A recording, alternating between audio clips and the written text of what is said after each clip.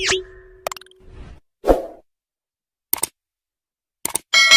punya diabetes ya. Dia punya diabetes, datang ke dokter, dicek darahnya. Loh bu kok naik? Ibu makan gorengan sambil cengengisan. Iya kok, iya dokter. Habis enak sih gitu jawabnya. Itu dokternya sampai salah tingkah. Ibu ini susah dikasih tahu. Pengen kesini terus kayaknya. Jadi jamaah sekalian rahimahullah, dia sering mengatakan bahwa menjaga makanan itu hal yang paling penting di dalam Islam. Ada cerita Rasulullah dengan Rukanah. Rukanah itu seorang musyrik, tapi kemudian dalam riwayat itu masuk Islam. Dia itu sangat kuat sekali. Tapi ketika gulat sama Rasulullah, dalam baliknya pertama Rasulullah itu langsung bisa melumpuhkan. Untuk menutupi kekurangannya, Rukanah bilang kepada teman-temannya, "Sahiru bisahibikum, lamanlah sihir dari temanmu ini." Jadi untuk menutupi kekalahannya itu dengan apa dikatakan ini adalah penyihir kuatnya itu ya karena diisi gitu. Kayak kita begitu. Jadi jangan sekali rahimahullah, pembiayaan apapun yang kita lakukan untuk yang disebut dengan ibadah, ya, ketaatan kepada Allah SWT maksimalkan. Ada cerita sedikit dari sahabiah namanya Asma bintu Abi Bakar.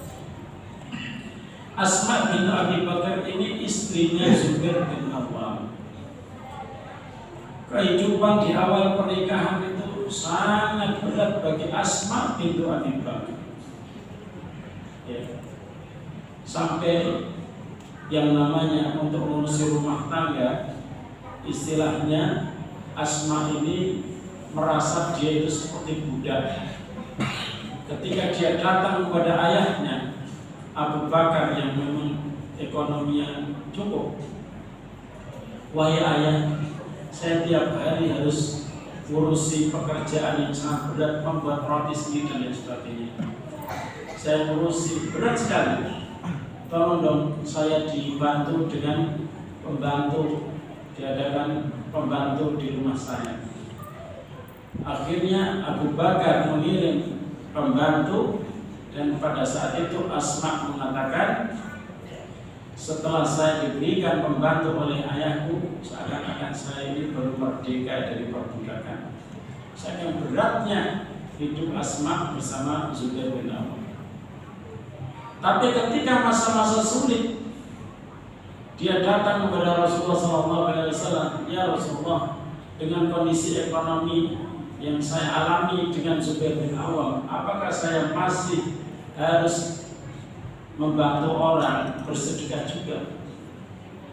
Maka pesan Rasulullah SAW, "La tuki faluka alaiki, wahai Asma, jangan sekali-kali kamu pelit, karena pelit itu membuat rizkimu itu melilit, hidupmu melilit, sulit."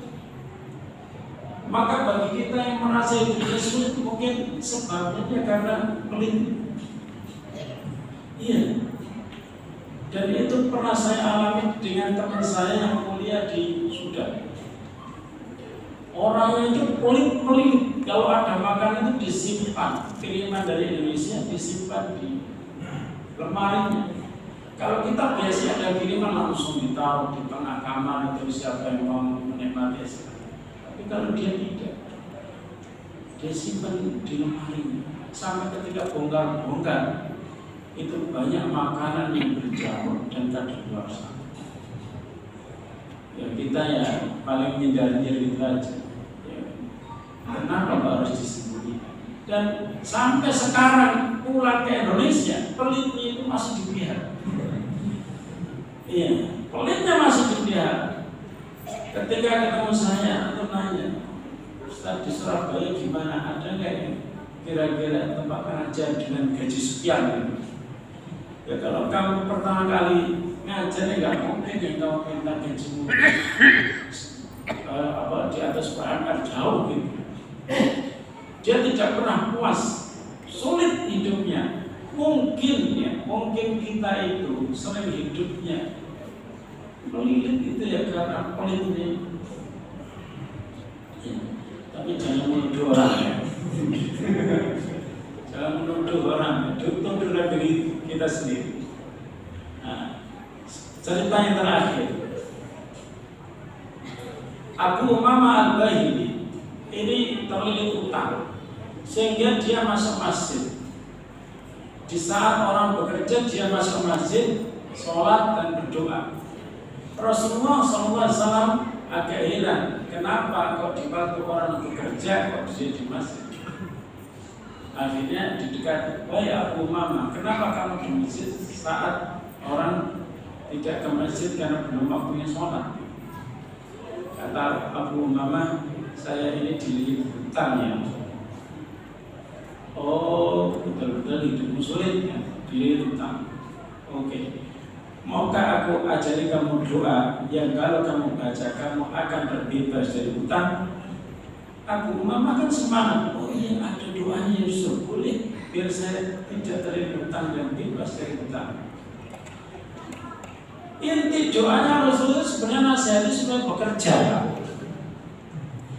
Allahumma inni a'udzubika minal hammi wal hazan wa a'udzubika minal 'ajzi wal kasal wa a'udzubika minal jubni wal bukhl wa a'udzubika min ghalabati ad-daini wa ghalabati al-jahl. Ini kan doa yang dibaca di pagi hari sebenarnya.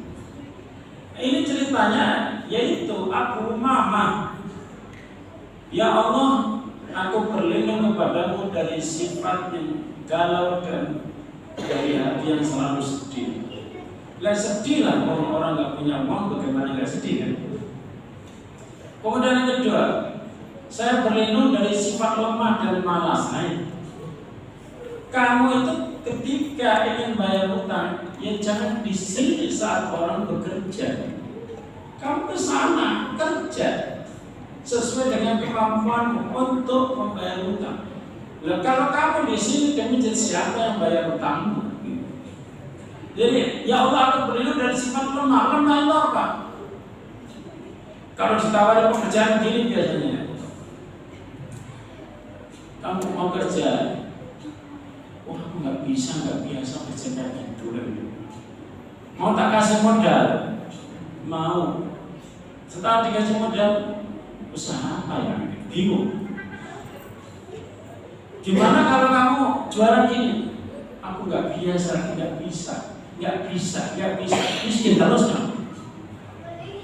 Pekerjaan yang paling mudah itu jualan, asal tidak jual diri saja. Jualan, apapun yang halal jual, korma kayak dijual, apa kayak goreng-goreng dijual di pinggir jalan. Jangan katakan aku nggak biasa, aku nggak bisa. Ditawari ini nggak biasa, tawar itu nggak bisa. Kapan kamu bekerja? Itu namanya sifat lemah itu begitu Pak. Merasa diri itu nggak bisa apa-apa. Kemudian sifat malas. Jadi lemah dan malas ini saudara. Jadi kalau sudah malas, lemah, merasa nggak bisa apa-apa, ini miskin terus. Gimana bisa maju gitu? Kemudian Allahumma inni a'udzubika minal jubni wal bukhl. Ya Allah, hindarkan aku berlindung dari sifat pengecut. Pengecut itu tidak berani menghadapi kenyataan. Kamu itu sudah menikah, kerjalah kamu, kok malah bergantung kepada istrinya. Alhamdulillah istri saya itu ASN, gajinya 5 juta per bulan. Aku aja yang di rumah menghormati anak-anak. Sampai itu loh, laki-laki tapi kepada perempuan gitu. Ada Pak 2 orang Pak. Ini nggak terlalu kelamaan Pak. Jam 5, jam 8 ini. Nggak kelamaan ya, tinggal ngitir aja. Kalau kelamaan ini dari 1 kali nggak apa-apa. Jadi ada 2 orang Pak, yang satunya guru, yang satunya ASN. Ketika lagi musyawarah bersama, yang namanya gaji guru itu berapa sih di Indonesia? Guru itu hampir rata-rata miskin Pak. Ya, mohon maaf ya guru-guru ya. Dosen juga begitu, saya dosen ya alhamdulillah bagus lah. Nah, istrinya ini ASN, gajinya suaminya 2,5, istrinya 5 juta, rapat berdua, gimana mas? Ini anak-anak ini nggak ada yang ngurmati di rumah ini. Siapa yang ngurmati? Wes aku aja ya dik, kamu aja yang kerjakan, kamu gajinya 5 juta, aku cuma 2,5. Wes aku aja yang ngurmati. Dari anak